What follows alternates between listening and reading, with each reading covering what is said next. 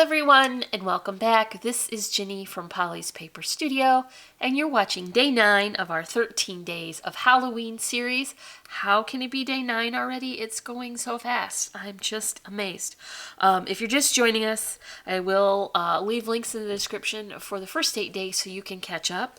And for today's project, we are making this oh so festive and fabulous Halloween party wand. And that is because, like everyone else, I have gone out and purchased all of the holiday straws, and now I have to think of something to do with them. So we're making this fun Halloween decor project using those straws and the Twilight Paper collection from Authentique Paper. So stick with me and we will make this together. So to get that gorgeous texture in the background, you'll want to add a layer of ruffled crepe paper. I just sewed mine using a running stitch about 1/4 of an inch down, and then I gathered it and then I measured it to fit around the doily that I'm going to put on top. If you are more careful with the glue gun or more clever with the sewing machine, I think this process would go much faster and easier for you, but I just I struggle because I have a vintage sewing machine and it doesn't always cooperate. So I just stitched this by hand. It didn't take all that long. And because it was a running stitch, I was able to position those ruffles fairly evenly so I don't have it all, jammed up in one section and not enough in another. Of course, because you're making a circle, you're going to have a seam to connect them, and I've decided that the seam should go under where the ribbon trim is going to be so that it will be concealed under that. I've started with a piece of 110-pound cardstock, and originally I drew a circle with the nested circle die so that I could position it, and it was way too big. So I decided just to create the circle and then add it to this background. I'm gonna go ahead and do that and add it with some hot glue.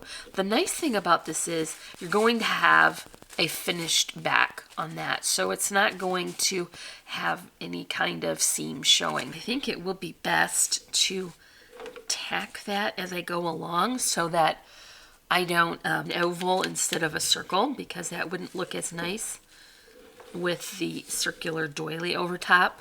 You could also add a second layer of trim.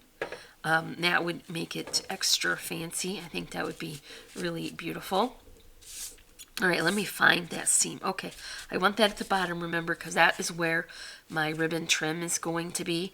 Now, here's my doily. This is cut from black cardstock, and this is the Cherry Lynn pastry, French pastry die.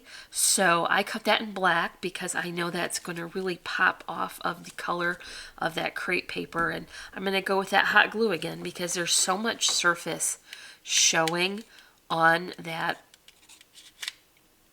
crepe paper that it's really going to grab and hold nicely. Okay, next is a very fun holographic spiderweb. This again is another Cherry Lynn design die, and I just cut it from holographic paper. This is very shiny and it really helps to add a lot of detail without a lot of thickness. So this is going to be perfect right there in the middle. Okay, next we want to start thinking about the next layers.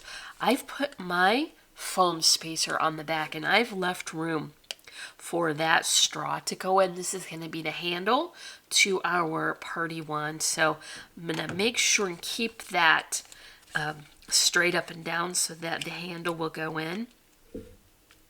This is Authentique Paper, that Twilight Collection. It's absolutely gorgeous.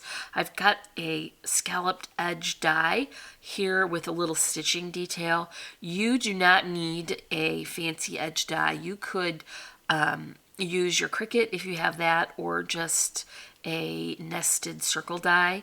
That would be just fine. I'm going to include another glittery element. So this is my glitter star, and it's going to go right at the top. Ginny, why are you not adding that handle on first? Well, sadly, there is not enough room on my table to do that.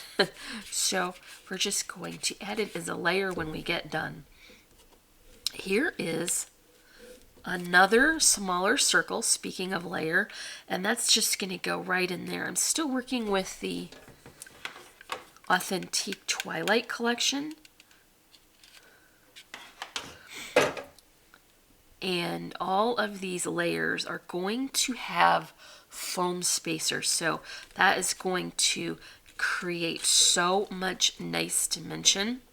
Okay, here's the only die I've got that did not come from Cherryland Designs, and this one is a Bow Bunny one, and it just has sweet little hearts on it. It's quite small, and I'm going to tack that into the center again.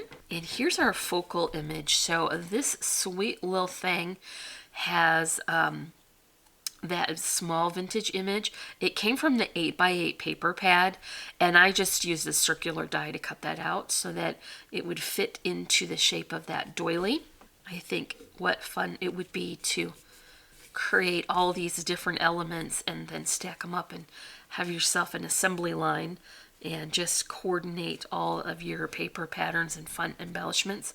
All right, now we've got to work on that straw. So I'll flip this over and hot glue that in between the layers, and that will work perfectly because it's paper to paper. While that sets up, I'll just take the backing off of this foam spacer. So one thing that I wanted to do this year was create an October daily, and I had very ambitious plans to create some foundation pieces and gather up a kit, but boy did the season get away from me. I don't know, it's still early. It's only not even the end of the first week, so I could probably catch up, but I don't know. Is there one thing that you guys wanted to accomplish for the holiday season that you're not sure you're going to get to? Just let me know in the comments, because I'm interested in hearing that I'm not the only one with more ambitious plans than time. Now we're going to secure this. This is that very dimensional, very sticky foam adhesive, and I'm going to pick it up. I don't know if you can see that as well. I just want to make sure that I get that centered correctly in the spider web and push it down a little so that it has time to make a good contact. All right, I don't know, does that leaning, that looks okay. I have the frame that my camera sits on just gets in the way. Last but not least is this super poofy bow with some twine and a vintage button, and I've even worked in some organza. This matches that beautiful crepe paper, and I'm going to add it here on the die cut paper and straw. That will also ensure that the pieces all stay together. So that is all for our Halloween party wand for day 9 of our 13 days of Halloween series. If you enjoyed this video, make sure you come back for the rest of the fabulous projects we have planned for you. Don't forget to leave me a comment and a thumbs up, and if you're not already, I would love for you to subscribe. As always, I'm wishing you a happy and productive day, and I thank you so much for watching. Bye.